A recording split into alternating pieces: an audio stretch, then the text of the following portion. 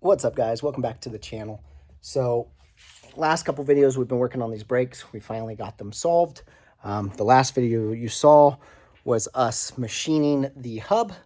We got it machined down. We got the right rotors in. Let me show you guys. Let me flip the camera around and I'll show you guys what we've got going on.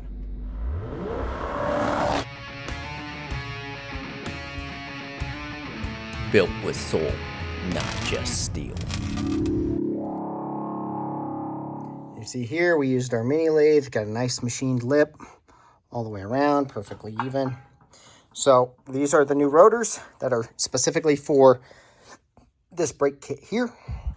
The new rotors, the only thing we need to modify is, as you can see here, this is the bolt pattern we have, and these are too small. So we just need to enlarge those. It's super easy. Since the holes are already pre-drilled, you don't gotta worry about centering. Just use a stepper bit, so that way it, there we go, it rounds off the edge real nice there. So now these fit these perfectly. The center bore is the proper bore, so we're gonna go ahead and get this one drilled out, and then we're gonna get this kit all back together. And sorry for the audio quality and the video quality. I mean, I am recording in 4K, but I'm just using my iPhone. I didn't have time to get the GoPros out today as normal, but as you can see with this kit, the brake bracket itself is what, here we go, what holds the bearing in with this perfect spacer. So we cut that one race off that we didn't need. Got those out of the way. So now we're gonna throw this one rotor that we've already drilled onto here, and then we're gonna set the caliper depth. And these are, I mean, you can see they are just the perfect size for these hubs. So nice self-centered. And if you look back here, our depth, everything clears on the bracket with no problems at all. So we can go ahead and figure out where our caliper needs to sit. All right, so for this particular back spacing of the caliper, we're gonna use 2 thick and 1 thin that came with the kit. So 3 is the perfect back spacing. If you look back there, bolts are cleared, housing, I don't know if you can see the gap in there, but housing clears all down there. There you go. So let's get this rotor back on and let's test fit the caliper with the brake pads in it. And that, you guys, is the money shot. This is why we had to do 11 1/4. Look how beautifully everything clears.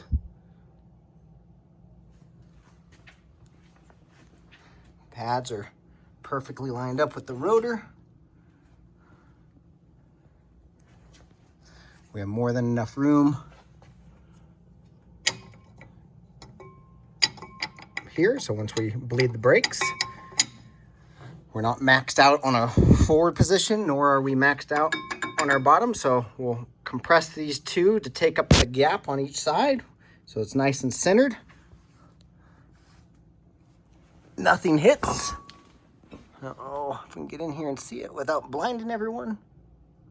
But nothing hits. Everything clears beautifully. There we go. Let's get that back in there. Everything clearing beautifully. There we go. See, no bolts touch. It's optical illusion. This one's got a nice gap underneath it. But all back there, everything looks great. Again, we got more than enough room on this slide. Okay, I doubt very many people will run into this issue. However, if you're dealing with this style, which I believe it's called the big new Ford style axle end, axle flange, you want to get this kit from Speedway 910-31981, and this will allow you to adapt D154 Wilwoods off of a GM to that axle size. You need to ensure your flange is 6 1/4 or less across, and those will fit these rotors, 910-31039, 11 1/4, and then you'll have to drill out, if you have the large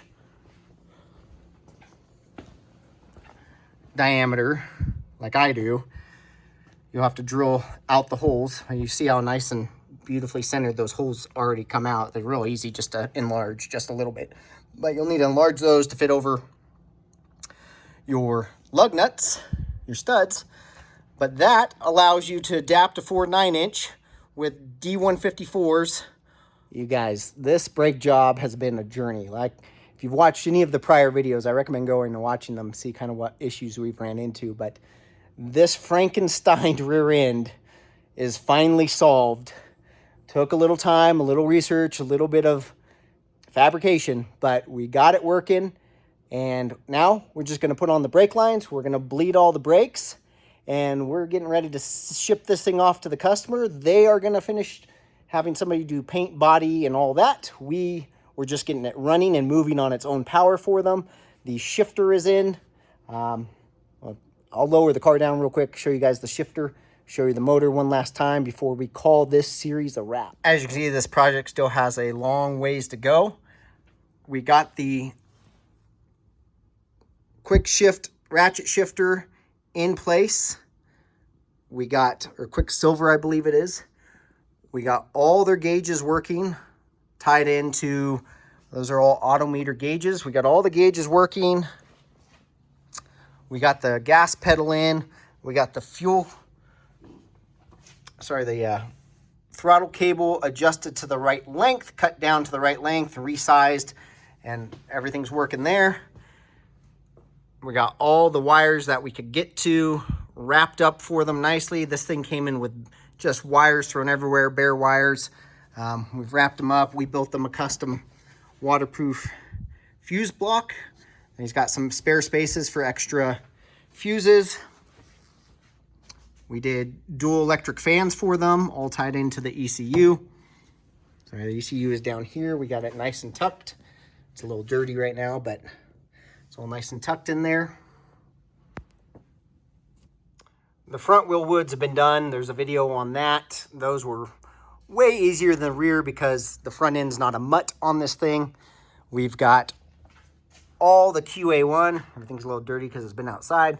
QA1 coilovers, upper and lower tubular control arms, big, thick, fat sway bar on this thing for some autocross or pro touring, whatever he's going to do with it. Go back here to the rear. We got the rear all fitted up with the full QA1 rear with sway bar links, fully adjustable, 4 links back here.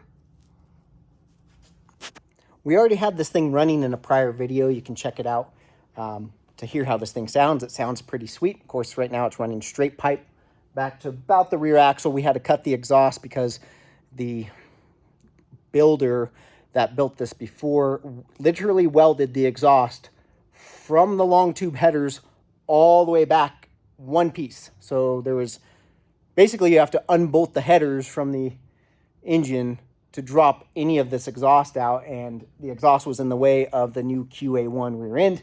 So we ended up hacking it. I'll show you here. We ended up having to hack it right here. So anyways, you guys, there's already a video of this thing running. You can hear how she sounds. We ended up having to tear down, put a power steering pump, a water pump, new alternator, all that. So, but that video shows it revving up, shows all the gauges working and everything like that. So I'm not going to reiterate any of that.